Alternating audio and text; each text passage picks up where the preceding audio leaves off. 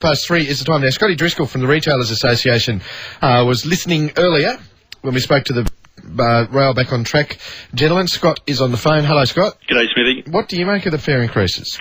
Well, I think my biggest concern here is the anti-effect that it's going to have on people travelling into the CBD to do retail therapy or whatever they might like to call it. And I think this is a big, big problem for those retailers that are already getting absolutely crushed under the price of if you wanted to park a car in there.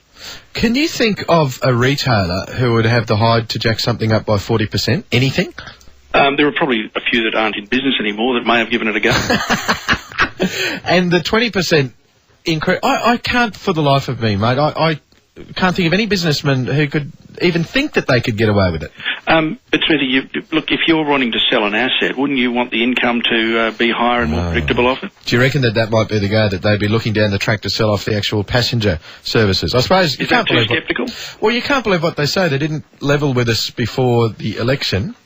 And, I suppose if they say, no, we're not going to sell the passenger services, look out for the passenger services to be sold. But if that's the only way they're going to get to fulfil this cash injection that they're aiming for, I mean, by taking in private enterprise or selling it off to private enterprise, so be it. But maybe that's getting too cynical. I mean, the reality at the moment, though, is we're actually seeing people being dissuaded from actually using public transport, which I thought is what we're all on about. Yeah, me too.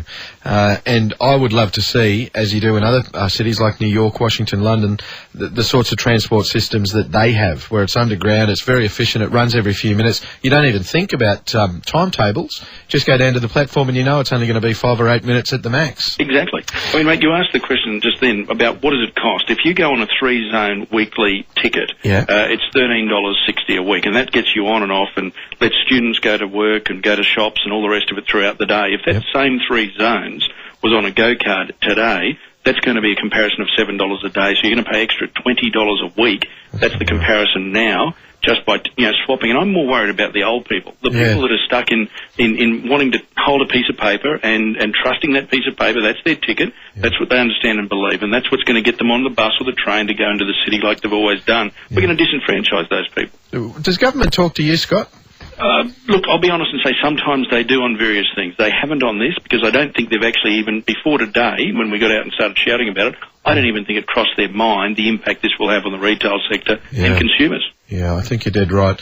Mate, you just make a lot of sense, and you got your finger on the pulse so far as the real things, people going into the shops, how much it actually costs, that sort of thing. Thanks for your time, Scott. No worries, mate. Good on you, mate. Scotty Driscoll, he runs the Retailers Association.